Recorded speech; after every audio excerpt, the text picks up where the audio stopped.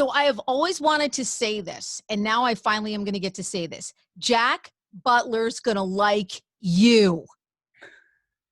And I'm so happy that I actually get to say it to the Devils official champion. And Steve Vai is with me via Zoom. It is awesome to see your beautiful face. Oh, thank you, Terrie. Very nice to see you too. Nice to be here. I have to Congratulations. tell you, and I mean, I have to say this because I have to start with this. I don't know if you realize how impactful that role. I mean, looking back all these years, I think that was 86 in Crossroads, how impactful that role has been. Because over the years that I have spoken to musicians, young musicians, they have all, so many have told me, when I saw Steve Vai in Crossroads, it changed my life. And I don't know if you know, you're into it, but you're probably a little separate from it. And you hear that from people. Of course, Nita Strauss being one, you know, she has a #1 record this week at Rock Radio. Went #1. I know, which I'm so excited for her. Oh, great. Oh my goodness. You know, she talked to me about seeing you. She was a gymnast and, you know, and changed the course of her life. So I just wanted to start by, when you look back at that time, when you got that role in Crossroads, did you just think, hey, you know what, this is kind of cool. I'm this like hotshot guitar player. I'm going to be in a movie. Well, it was, you know, it was pretty innocent at the time. At the time I had released my first solo record, which was a quirky little record called Flexible. But there was a song on it called the Attitude Song that had all this real crazy guitar playing. And Ry Cooder, the amazing Ry Cooder, was doing a lot of film work at the time, and he was the composer for this movie Crossroads. So in the film, there was this duel that was going to take place between the Devil's guitar player and the character Eugene for their souls, you know. And I was reading the script, and they were trying to create a guitar duel. And they were having some challenges, you know, because it was just like, it was turning out to be a jam. You know what I mean? Everybody that got in there, and there was a couple of people, pretty prominent artists at the time, that wanted the role. And I didn't, you know, I was, basically what happened, Ry Cooder called Guitar Player magazine and said, I need a hotshot guitar player for this duel scene. Who do you got? And they played him the Attitude Song over the phone, and he said, okay. And he called me, and that was a real surprise. And then he came and visited me and explained the movie and gave me a script and was telling me that the problems they were having. And for me, ever since I was young, I loved drama. I love theater. I love, you know, this kind of thing. I'm a ham, you know, I like performing. So I was able to read this script and go, yeah, I know what this needs. It needs some ham, you know. You gotta create a tension and a release and a tension and a release. And over the top feeling. We needed that over the top feeling. I can still watch that video. You know, the video and the girls dancing, you know, she's behind you. And you know, Eugene's there, Ralph Macchio's there. And you needed the over the top feeling, and your visual presence brought that over the top feeling. I mean, and you can see that obviously in, you know, at the time, David Lee Roth videos and everything. So it was just so impactful and perfect. Yeah. And One thing also, after I recorded the part with Ry, they asked me if I wanted to be in the film. And at first I said no. You did? I said, thank you, but I'm not an actor. I don't know if I want to do that. I don't know if I can. And they asked me again. And I said, well, you know, let me read the script. And I thought, yeah, I could be a badass, you know. And you are kind of, I mean, you are an actor. You are such a visual player. And, you know, I always say it's so hard to be the guy who's the front man and the guitar player and the whole, you don't have the guitar, you don't have the drum solo and the guitar solo, you know, you're the whole deal. So, you know, I've seen you obviously, you know, multitude of times over the years in G3 and solo stuff and everything. And it's so difficult when you are that person who is the whole show all the time. So, you know, when you were in that movie, it was over the top. It was amazing. And I just think it really launched you and changed the lives of so many people. So now we have A 13th record? Is this the 13th one that's coming out, Inviolate? I think it's number 13. It's hard to say because they say it's his 13th studio record, but Right. I've released a lot of records. Right. January 28th, we get it digitally, we get it on CD. And then in March 18th, we get the vinyl collection. So talk to me about constructing this record, which I was so happy that I got the opportunity to hear over the weekend because I got the link, even though it's not out yet. And I'm not looking at tracks, although a couple jumped out at me. I just put it on, took the journey, listened to it, around the house. And I was just like, oh man, it's such a great journey record. And is there anything different constructing a record, say now, than there would have been when you were on tour with all of your friends all the time and going out and playing with, Generation X or G3 or, because now there's been a little bit more of a solitude involved. Yeah, absolutely. And making a record and then preparing a tour and doing a tour, there's kind of like there's a momentum to all that. And I look forward to whatever is coming next. So if I'm home for a long time, I'm just enjoying being home. I don't want to be on tour. And I'm usually writing and, doing that kind of thing. But once the tour is on the horizon, I start getting psyched to get on tour. And although I may not write a lot of music on tour, I do write in sound checks all the time. Every day I go up on the stage at 5:00 and the band is ready. And they don't know what I'm going to play. I don't know what I'm going to play, but I record it. And for like anywhere between a half an hour and an hour and a half to 2 hours, we just play and I record it. And so much music comes from that. As a matter of fact, Greenish Blues came from that, because at the end of the tour, I go back and I listen, I forget everything we did. And some of it's crap, but some of it's, some of it's there. So that the writing and, it kind of comes in seasons, so to speak. I love that. And you know what I hear all the time too? I hear vocals when there aren't vocals. Yeah. In your playing. I hear vocals. I see pictures. Obviously, there's a very visual aspect to your guitar playing, but I hear vocal. Explain to me, why am I hearing vocals when there aren't vocals? Why am I hearing that? Because that's what I feel like. But I don't hear it with every guitar player who's, like an instrumentalist, composer, producer, somebody who's the head of the show. I don't hear that with everybody, but with you, it seems a little bit different for me. And I feel like I hear more of that. Well, I think that's because when I go to write a melody to me has to feel a certain way. And for me, the best kind of a melody speaks to people like a human voice. So like when I'm talking to you, there's inflections in my voice, that there's a comma, and when there's a period, and when there's a question, so we're communicating dynamically. We're using dynamics, we're using articulation, and it's almost as if even if you didn't understand the words I'm saying, you would understand the gist of my intention.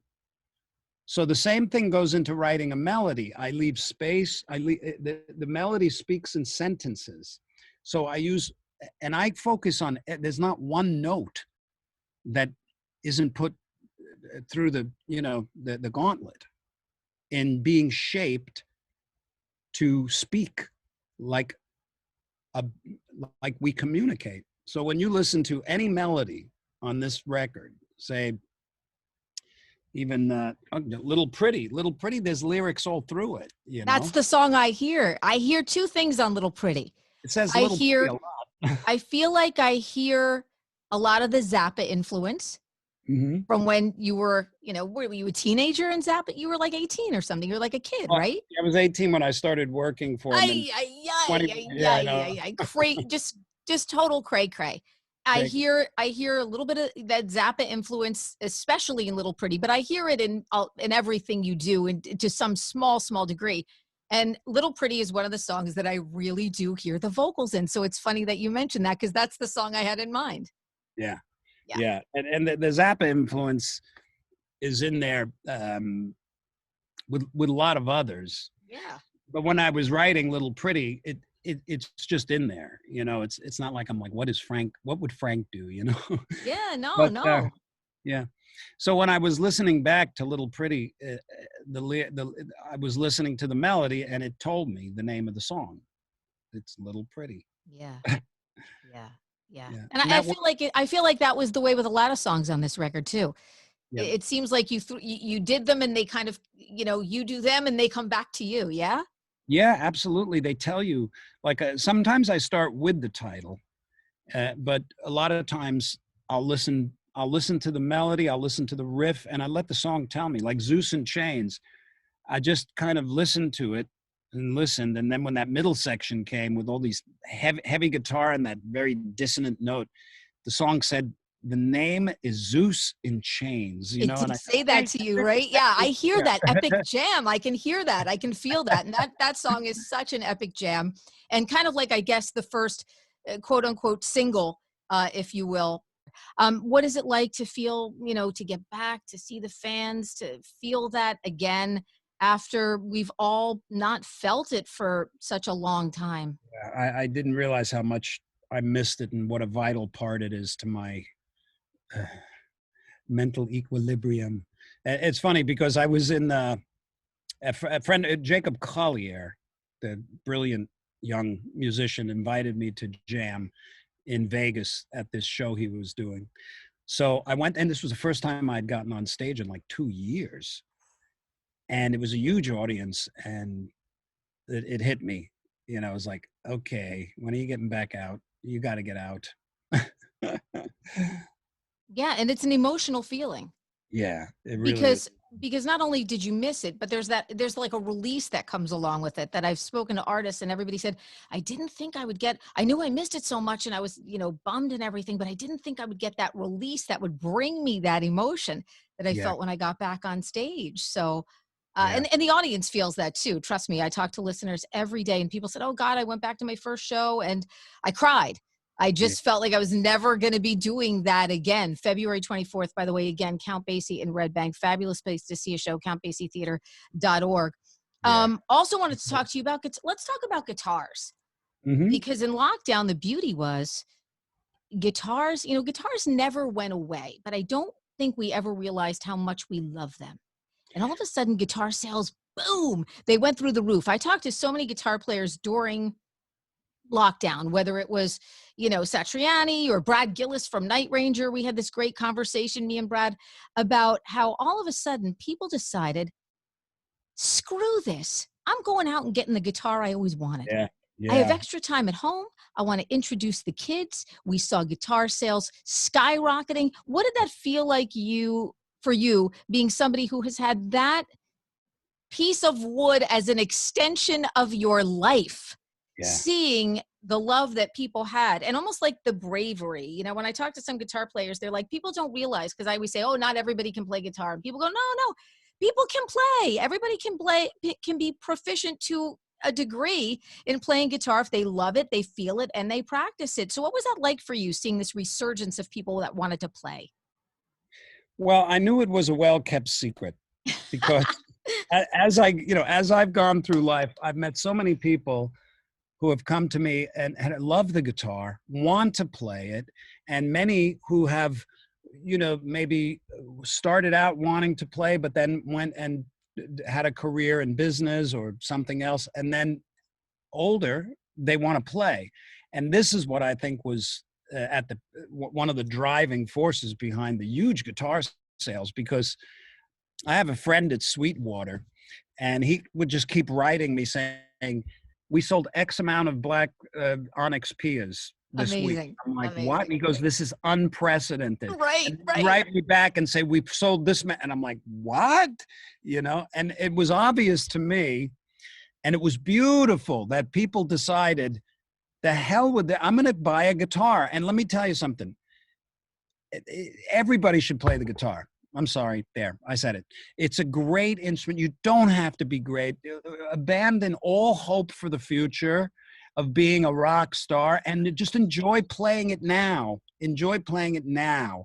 And you're worthy of it, and it's there for you, and it's a great release, and you're making music, and then you have an opportunity to connect with another person in ways that are unlike anything any kind of a relationship you've had with anybody before. When you're playing music with people, you have to open up intimately with your ears and your heart. And this is rejuvenating.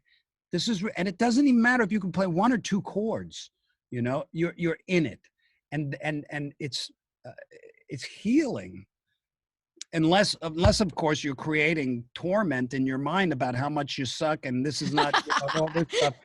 That's your enemy, just sitting and playing is the ticket. And yeah. And I think people see that as healing. Absolutely. Absolutely. And that was like one of the bright spots where every time I would read those stats, I'd be like, these are stats I like to read instead of all the crappy stats that we get to read. I also wanted to ask you, I've always loved, one of my all-time favorite music videos is The Audience is Listening from Passion and Warfare. I remember playing that when I first started at WDHA. I was doing nights at the time, and I was like, oh, I just love that record, and I always love that video. Where's the baby Steve Vai? Is he like 40 now? Thomas McLaughlin. Is he? He's actually, he was like a prodigy. Yeah, he's amazing. Really play, And I think there was a period of time where he kind of pulled off of the scene, but then he came back some years ago, and he's playing his ass off and doing great. He sent me some music, and we keep in touch. Oh, I got to look him up. I got to look him up because that video is just incredible. And it never ages. It's like as fresh, knowing that we were going to chat, I was watching it again and I was like, I just love this video for so many reasons. And it's such a cool song and cool video and just amazing. Well, back then it was an appropriate type of video for what was going on, and it was a little tongue-in-cheek, hot for teacher kind of a vibe. Yeah, it was super fun. That's what everybody was doing, and it still looks great to me. It's fresh and amazing. And seeing all those kids in the classroom, yeah, they were fun. Going crazy. They were so much That's inspiring, That's inspiring to me to see all these kids rocking out. I mean, just incredible. And I absolutely love this record. It is so beautiful. It's got such a beautiful tone and sound, and yet it's still a Steve Vai record with all of that wild, crazy, frenetic energy. It's everything we love about a Steve Vai record and more. And I just think it's over the top amazing, and I can't wait for everybody to get to hear it. Well, thank you. And I'm looking forward to getting out and playing it. It's got some nice little surprises on it. Excellent. Inviolate, by the way, is coming out on January 28th. Steve Vai, this has been a treat times 1 million for me. It has made my day, and I'm so happy that I actually get to have the Devil's Champion on a Zoom with me. There's nothing in life better than that. You are a genius, my friend, and thank you so much for taking the time. Thank you so much, and you're doing great stuff, and I appreciate it. DHA's Reconnect with Rockers is powered by Karis Lock Company, your full-service locksmith, and Dover Dodge Chrysler Jeep Ram on Route 46 in Rockaway.